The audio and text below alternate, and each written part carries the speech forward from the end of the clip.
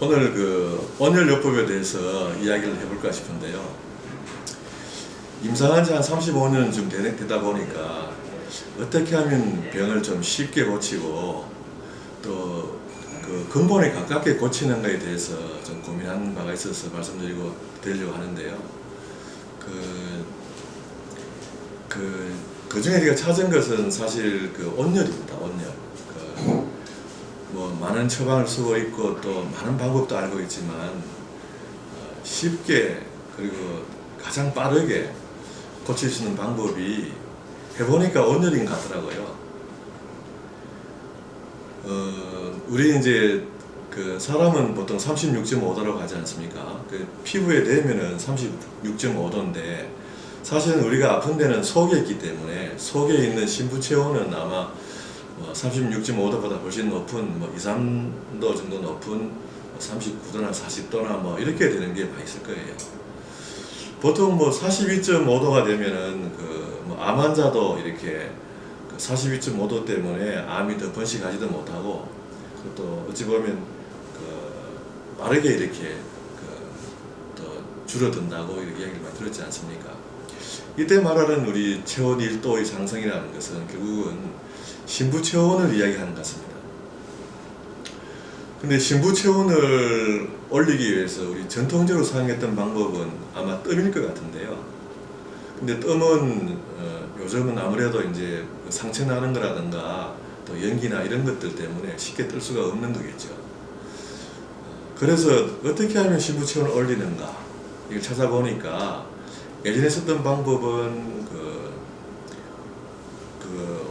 피부를 다리듯이 다리는 것.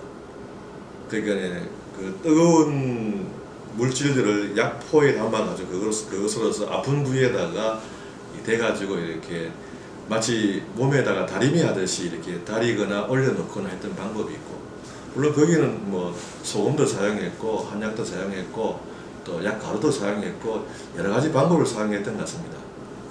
그리고는 이제 뜸법이겠죠. 그냥 미립대 작은 것에서부터 아주 왕뜸같이 큰 뜸을 떴던 것도 있고, 그리고 우리가 흔하게 했던 족탕이라든가 또 이게 몸을 담그는 것 반신욕 등등 이런 법이 있게 되겠죠. 여러 가지 이제 몸을 데우는 심부 온도를 올리는 방법들을 사용했는데, 그런 것들을 좀 더 쉽게 하기 위해서 그러면 어떻게 해야 되나 이런 걸 말씀드리려고 합니다. 우리가 이렇게 아프다는 것은 결국은 허리 아프고 어깨 아프고 목 아프고 이런 병들 한의원에 많이 오지 않습니까? 그런 것들을 어떻게 해석하고 또 우리가 어떻게 한번 풀어볼까 하는 문제인데요. 알다시피 아프다 어디가 안 좋다는 것은 혈액순환이 잘 안 된다, 불통적 통이다 이런 말을 하게 됩니다. 그리고 아픈 부위는 대부분 냉증, 한증을 동반하는 경우가 많이 있어요. 그리고 저리다, 뻣뻣하다 이런 증상을 동반하는 경우도 있고, 그런 것들을 푸는 방법. 근데 이제 그런 것을 풀어 나갈 때 어찌 보면 좀 원리적으로 좀 설명을 한다 그러면 그것을 제가 간단하게 도표를 가지고 한번 설명해 보겠습니다. 자, 이 그림은 동의보감 신영편에 나오는 장부 신영도입니다. 이게 아무래도 좀 그림이 어설프죠. 이 그림이 어설픈 거는 옛날 사람이 그림을 잘 못 그린 게 아니고 사람이 살아있는 모습을 추상을 해서 장부 있고 살아서 움직이고 기가 흘러다니고 이런 것들을 다 생각을 해서 만들어 놓은 그림입니다. 이 장부의 움직임을 나름으로 생각을 해서, 그러니까 현대에 나와 있는 우리 인체도랑은 좀 차이가 있겠죠. 그러나 이걸 보면서 우리 옛날 사람이 무엇을 중요시하게 생각했는가에 대한 생각을 엿볼 수가 있습니다. 일단은 이 머리가 크다는 것이고요. 그리고 배를 되게 중요시 여겼습니다. 배를. 그리고 척추가 있고, 그리고 척추를 세 부분으로 나누어서 목 부분과 등 부분과 그리고 아랫부분, 허리 부분을 이야기했습니다. 여기에 기운을 잘 통해야 되는데 냉정이나 한정이 우리 기혈의 흐름을 막고 있으면은 그 부위를 대표해야 되겠다는 생각을 했던 것 같습니다. 그래서 아래를 데우고 등을 데우고 목을 데우고, 그리고 이 배를 보게 되면 이 배에는 각 장부가 들어있는 그에 앞서서 배에 있는 여러 가지 주름들이, 배가 마치 우리 기운의 중심, 기의 결집체라고 생각되는 것 같습니다. 물론 여기에 대한 해석은 분분합니다만은 오늘 저는 이 부분을 배가 대단히 중요하구나 라는 이야기로 해드리고 싶습니다.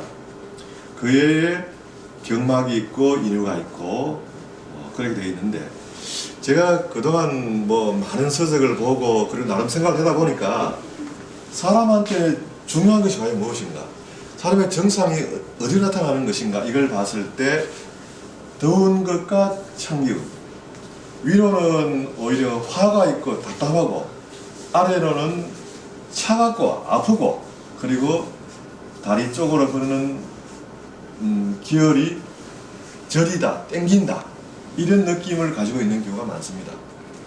그래서 제가 판단하기에는